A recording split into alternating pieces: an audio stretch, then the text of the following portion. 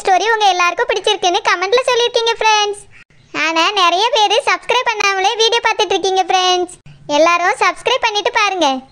அப்புறம் நம்மளோட சின்ன பாப்பா கார்ட்டூன் சேனலையும் சப்ஸ்கிரைப் பண்ணிக்கோங்க ஃப்ரெண்ட்ஸ். அதுலயும் ஒரு சூப்பரான ஸ்டோரி போயிட்டு இருக்கு. அதையும் மிஸ் பண்ணாம பாருங்க. வாங்க நம்மளோட கிராமத்து காவியம் கதைக்குள்ள போலாம். ஏங்க எனக்கு நிறைய பொம்மை வாங்கி தாங்கங்க. பொம்மையா? அது எதுக்கு? பொம்மை வச்சு விளையாடுறதுக்கு நீ என்ன குழந்தையா? ஆமா, நான் குழந்தை தானே. ஏன் அப்படி சொல்றிய? நான் பொம்மை வச்சு விளையாடக்கூடாதோ? குழந்தைங்க தான் பொம்மை வச்சு விளையாடுவாங்க. நீ எதுக்கு இப்போ பொம்மை கேட்குற? ஏங்க உங்களுக்கு ஒரு விஷயம் தெரியுமா? உங்க தம்பி இருக்கார்ல, அவரு சரோஜாவுக்கு 2 பொம்மை வாங்கி கொடுத்துருக்காரு. அதுவும் அந்த புசு புசுன்னு இருக்கும் பாருங்க, கரடி பொம்மை. அதாங்க ஹீரோயின்லாம் கட்டி பிடிச்சி தூங்குவாளாம்ல, அந்த பொம்மை. 2 பொம்மை அதுவும் அவளுக்கு வாங்கி கொடுத்துருக்கு. இந்த வீட்டில் என்ன மாதிரி இருக்காவளும். அவளுக்கு 2 பொம்மை பார்த்துக்கிடுங்க. நீங்கள் எனக்கு ஒரு பொம்மை கூட வாங்கி தரல. அப்படியே குழந்தை, நான் கூட வாங்கி கொடுக்கணும்னு நினைச்சேன். அப்படியேங்க? நினைச்சதோட மட்டுமே நிறுத்திக்கிட்டீங்களேங்க, வாங்கிட்டு வந்திருக்கலாம்ல.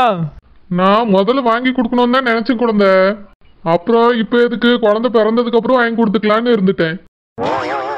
என்னது, குழந்தை பிறந்ததுக்கு அப்புறமா? அப்படின்னா நீங்களே எனக்கு வாங்கி தரணும்னு நினைக்கலையா? அவளுக்கே தான் வாங்கி கொடுக்கணும்னு நினைச்சீங்களா?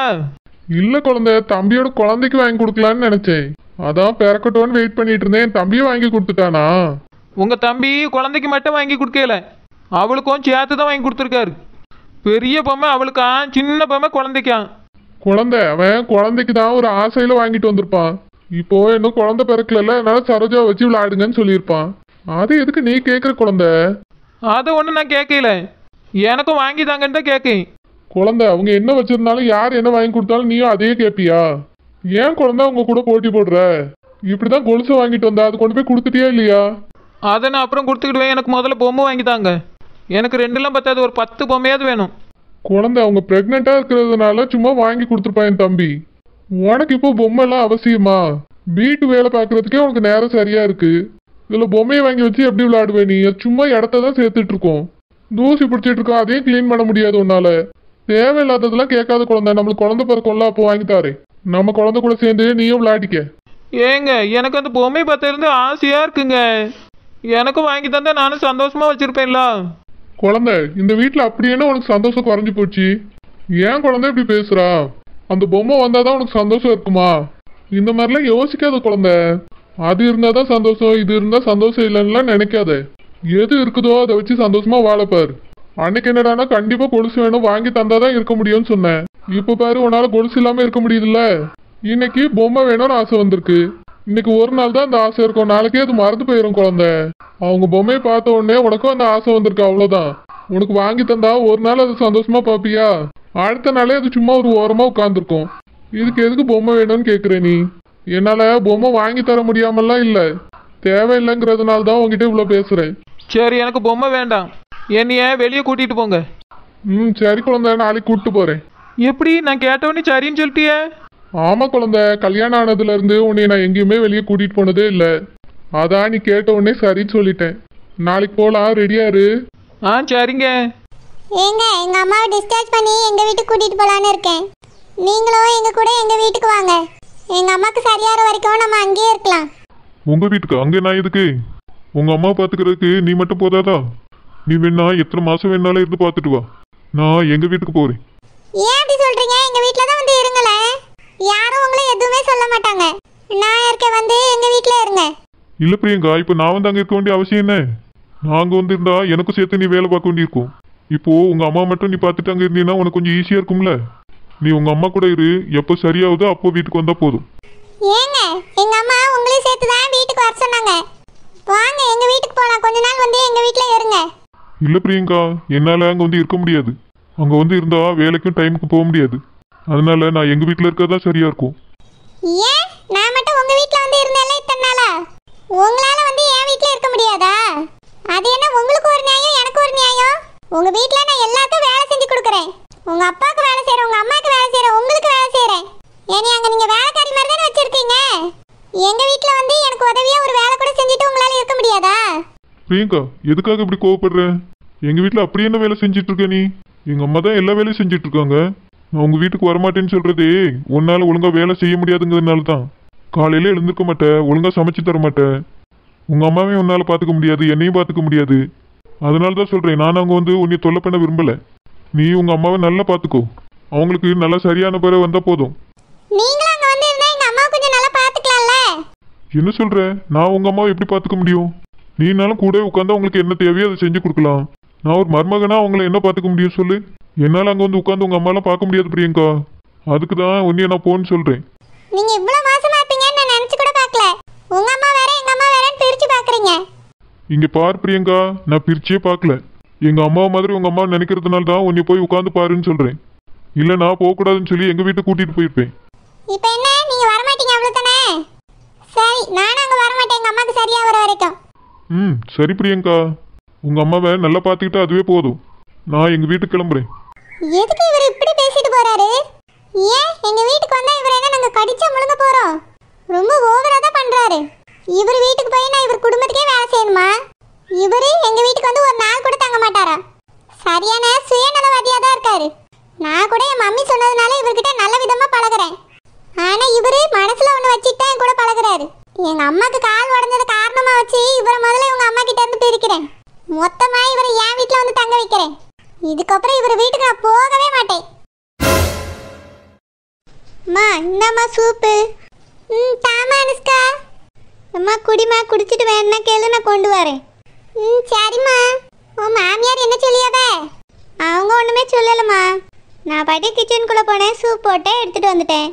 அவங்க என்ன எதுவுமே கேட்கவே இல்லை. சரிம்மா உட்காரு. அனுஷ்காம்மா, நான் வேணா அத்தை வீட்டுக்கு போயிட்டுமாம்மா? எதுக்குமா நீ மறுபடியும் அங்கே போனோம்? அங்கே தானே அவங்க 2 பேரும் சேர்ந்து எதையோ கலக்கி உனக்கு கொடுத்துட்டாங்கன்னு சொன்னா.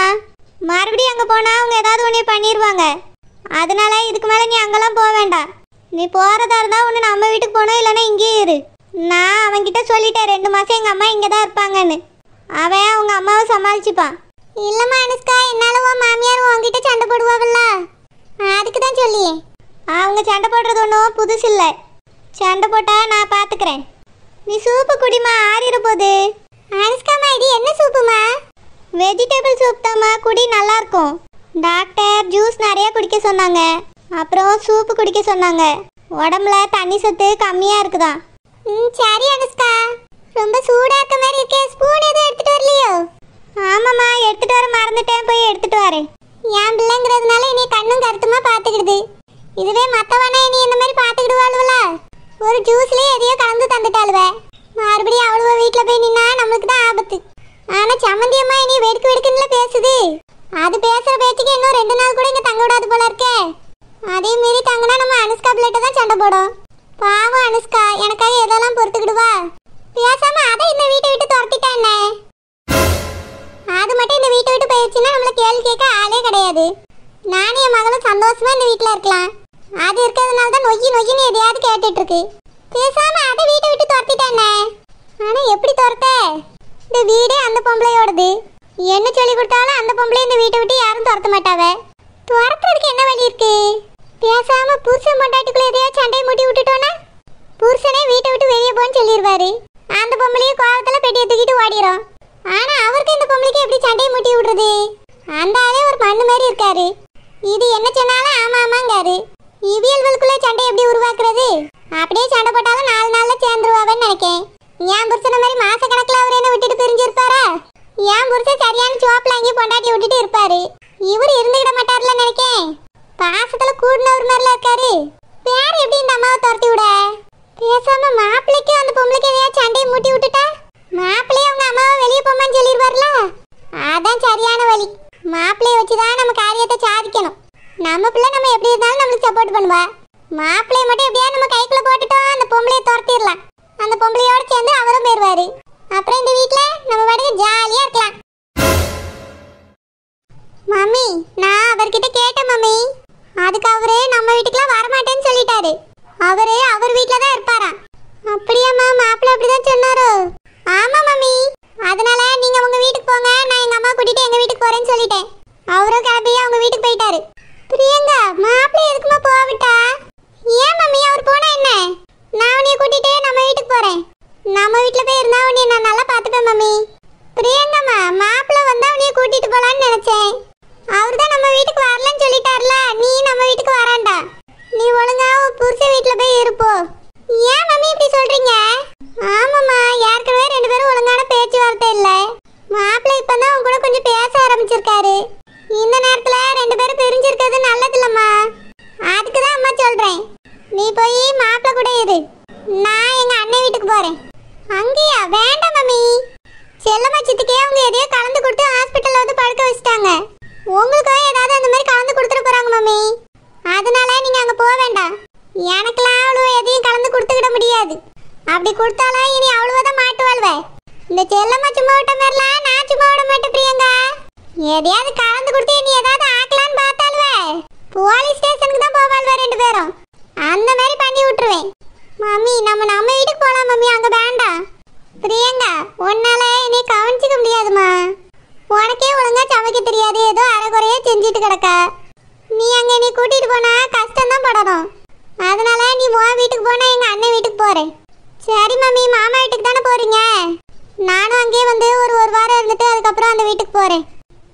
சரி பிரியங்கம்மா, இந்த தடவை அவ்வளவுல சும்மா விடக்கூடாது, ஒரு வழி ஆக்கிடணும். Okay mummy.